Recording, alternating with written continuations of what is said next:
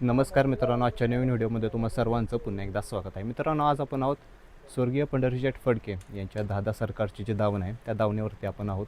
तुम्हाला दिसत असेल की मागं कोण बसले ते सर्जा, जो कासेगावचं जे हिंदकेसरी मैदान पार पडलं त्यामध्ये प्रथम क्रमांकाचा मानकरी ठरलेला सर्जा आणि त्यासोबत रोमन पळायला, घरचीच गाडी पळालेली. पण रोमन आत्ता दिसत नाही आहे, तर त्याच्याबद्दल पण आपण विचारणारच आहोत इथे की आता रोमन कुठं आहे नक्की. काल मैदान पार पडल्यानंतर रोमन नक्की कुठे गेला आहे, त्याचं नियोजन कसं चालणार आहे, पुढचे मैदान कसे नियोजन असणार आहे, संपूर्ण आपण विचारणार आहोत. आज आपल्यासोबत असणार आहे बावड्या, आणि बावड्याला आपण संपूर्ण माहिती विचारू की कसं नियोजन झालं, कालचा आनंद कसा त्यांनी सेलिब्रेट केला विजयानंतर. तर चला आपण भेटूया आणि संपूर्ण माहिती त्यांना विचारूया. संपूर्ण दादा सरकारची जी दावण आहे ती आपण आता बघणार आहोत. चला तर मग. नमस्कार. नमस्कार. काय सांगाल, कालचं मैदान कसं झालं आणि कसा जल्लोष केला मैदान झाल्यानंतर? मैदान खूप छान झालं. कोणत्याही प्रकारची पार्सलिटी नाही किंवा कोणताही अपघात नाही आणि कोणत्याही बैल मालकाला बैलास पळायला किंवा कुठल्याच गोष्टीची अडचण नाही आली. आणि अतुल भाऊला इकडे मित्रपरिवार कासेगाव यांचं आयोजित दरवर्षीप्रमाणे कासेगाव हिंदकेसरी भव्यदिव्य मैदान 100% ते 1 नंबर पार पाडतात. आणि त्यांचं नियोजन खूप चांगलं असते. म्हणजे कोणत्याच गोष्टीत त्यांच्या नियोजनात कमतरता नसते. मैदान हे 1 नंबर होते.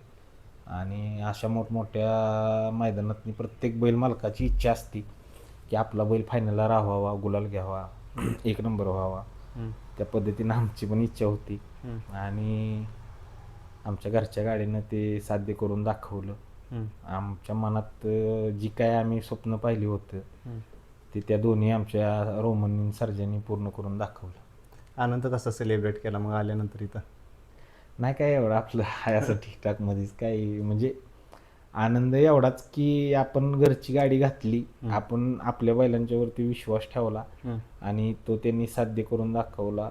आणि आम्ही म्हणजे मी म्हणायचो आमच्या सर्व टीमला किंवा अक्षय मोरे, मी आणि राहुल गोरे आमचं बोलणं व्हायचं की आपली जर जाण असली आपल्या बैलांना तर 100% आपली गाडी गुलाला ठेवून दाखवतील. आणि सर्जाचं विशेष आभार, कारण सर्जाला काल सेमी गाडी 1 नंबर तासावं लागल्यानंतर थोडंसं परवाच्या मैदानात कडेला गाडी लागली, 19-20 झालं, काय प्रश्नचिन्ह सर्जावर उभं राहिले. मग सर्जाला सेमीला म्हणलं बाळा आता आज पुन्हा तो तो ती मैदान वेगळं आहे पण सिच्युएशन तीच आहे. आज शेवटी तुझ्या कर्तृत्वावर प्रश्नाचिन्ह उभा आहे, तुलाच बघायचं आहे काय करायचं ती. आणि रोमनचा तर काय विषयच नाही. आणि सर्जानं पण दोघं एकमेकाला व्यवस्थित, म्हणजे आपण भावाभावाचा साज म्हणतो किंवा भावाभावाची गाडी म्हणतो त्या पद्धतीत भावाभावांची गाडी पळाली आणि गाडी फायनलला राहिली. प्रश्नचिन्ह उभं राहिल्यावर सर्जा दाखवूनच देतो सगळं.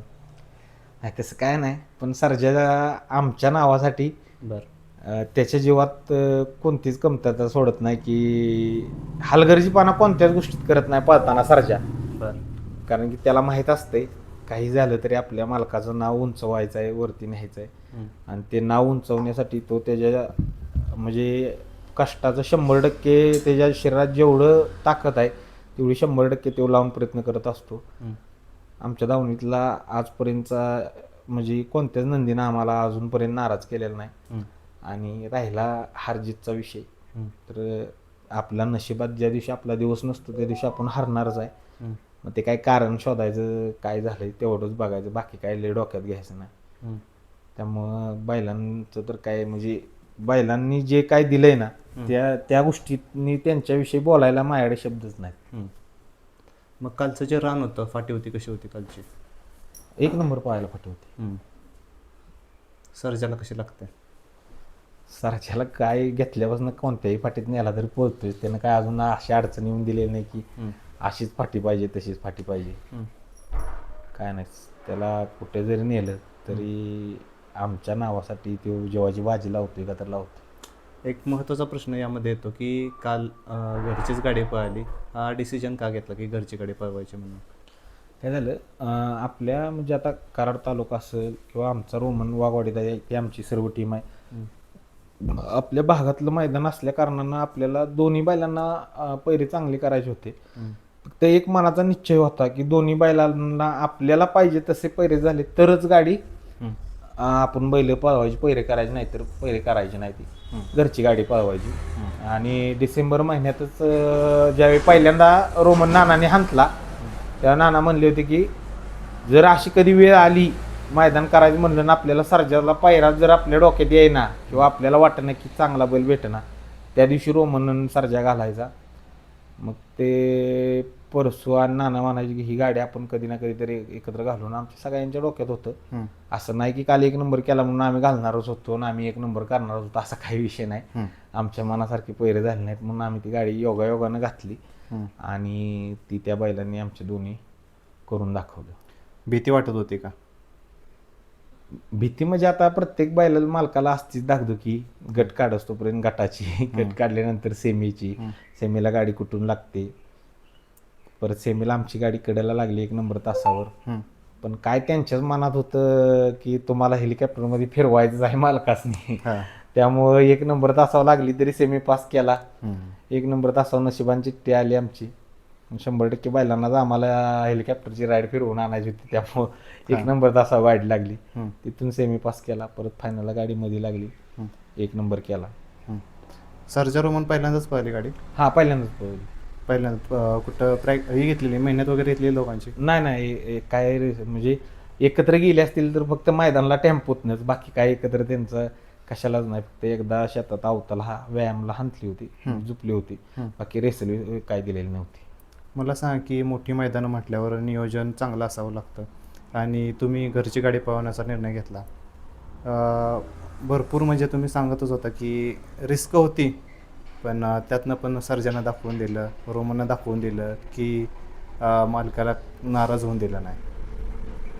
आणि कसं राहतं मैदान म्हणण्यापेक्षा मैदान मोठा असो किंवा बारका असो, गुलाल असतो शेवटी.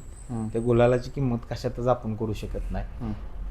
पण नियोजन आमच्या डोक्याला लागतच नव्हतं बैलांना मनासारखं, आणि थोडंसं आम्ही पण म्हणजे पायऱ्याला केलं प्रयत्न. पण कसं असते प्रत्येक बैल मालकाला, असा कुठला बैल मालक नाही की कोण म्हणत नाही की मला उद्या मैदानाला जायचं आहे आणि मार खाऊन यायचं आहे.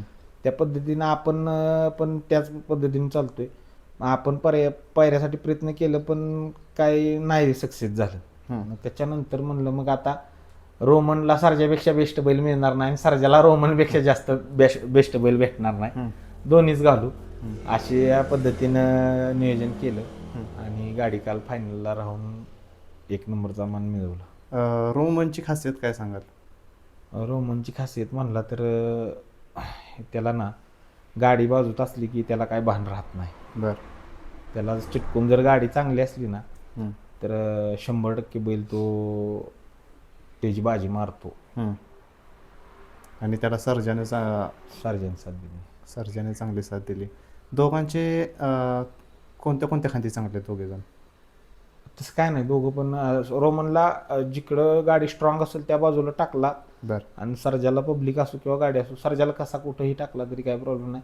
रोमनचा फक्त एवढाच विषय, जी गाडी आपल्याला वाटते जड आहे, मोठी आहे, स्पीडची आहे, त्या स्पीडच्या गाडीवर रोमनला ठेवला की 100% रोमन कार्यक्रम करतो.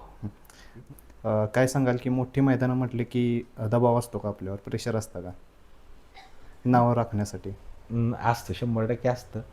पण काय आहे विषय की मित्रमंडळी किंवा हे जे बैलगाडी क्षेत्रामुळे जी एक मैत्रीचं जिव्हाळ्याच्या पलीकडलं नातं झालं आहे, रक्ताच्या पलीकडं, हे सर्व टीममध्ये असल्यामुळे एवढा काय जास्त प्रेशर राहत नाही.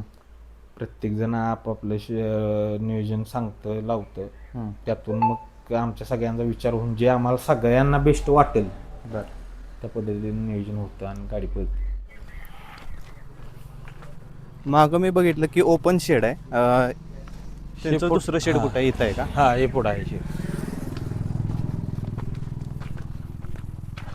दिवसभर तिकडे आणि संध्याकाळचं इकडे? हा, रात्री इथे. हे कधी शेड बांधलंय तरी? हे खूप जुनं आहे शेड, वडिलांनी बांधलेलं आहे. बरं.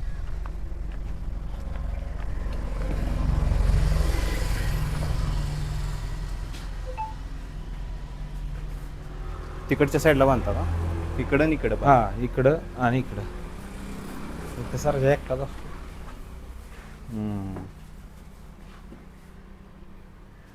मित्रांनो बघू शकाल आतलं शेड. आणि याबद्दल काय सांगाल? या ज्या ढाल्या आहेत त्याच्याबद्दल काय सांगाल?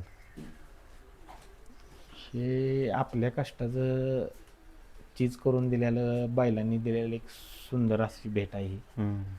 की आयुष्यात आपण कितीही मोठं झालो, कितीही बाकीच्या गोष्टीत पुढे गेलो, तरी हे सुख त्यांनी जे दिलंय ते कशात भेटू शकत नाही.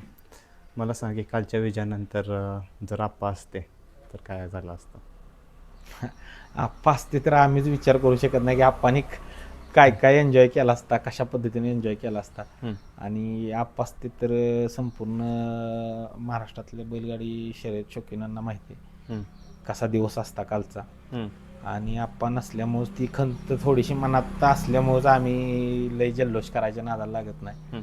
कारण की आमचा बेताज बादशाहच आमच्यातनं निघून गेलाय, त्यामुळे आम्हाला थोडंसं कुठं तर खंत राहते. जरी एक नंबर केला तरी त्यांची उणीव भासत राहते. आणि त्यांची कमी असल्यामुळं थोडंसं आम्हाला जरा भावनिक होतो आम्ही मैदानात. म्हणजेच मोठ्या मैदानाच्या विजयानंतर आठवण येतेच आपल्याला. ज्यांची अस्तित्वाची गरज राहते, ज्यांची उपस्थिती पाहिजे होती, तीच व्यक्ती नसल्यामुळं थोडंसं भावनिक होतो. पण खूप मोठा त्यांचा आशीर्वाद आहे. आणि हे जे चाललंय नाव, हे जे सगळं यश भेटतंय हे त्यांच्याच आशीर्वादानं आणि त्यांच्यावरती जी आप्पांच्यावरती तमाम ह्या महाराष्ट्रातली जनता, बैलगाडी शौकीन, मालक, सगळीजण जेवढी बैलगाडी क्षेत्रातली घटक आहेत किंवा अन्य जेवढी लोक आहेत जे बैलगाडी क्षेत्रावर प्रेम करतात किंवा आप्पांच्यावर प्रेम करतात, एवढ्या सगळ्यांच्या आशीर्वादामुळेच हे दावणीला भरभरून आमच्या यश भेटतंय असं आम्हाला वाटतं. काल मैदान झाल्यानंतर मग विजय झाल्यानंतर चाहत्यांचं चाहत्यांचं कसं प्रेम भेटलं त्याला? खूप खूप प्रेम भेटलं. आणि म्हणजे एकदम असं ओरातनं भरून आलं की जे चाललंय हे योग्य पद्धतीनं योग्य दिशेनं चाललंय. आणि आज आप्पांचं नाव ह्या बैलगाडी शर्यती क्षेत्रात करताना जी जिम्मेदारी माझ्यावर आहे त्या कष्टाचं सार्थ ठरलो कुठं तर. आणि त्याची चीज झाली. कारण की ते नाव चालवण्यासाठी आणि ती जी जिम्मेदारी माझ्यावरती गुरुनाथ दादा असतील किंवा आमचे दादासारखा सर्व फॅमिली असेल ग्रुप जे आपल्यावर दिले, ती जिम्मेदारी आपण कुठंतरी पार पाडतोय व्यवस्थितरित्या, ह्याचा एक मनात खूप मोठा अभिमान होता.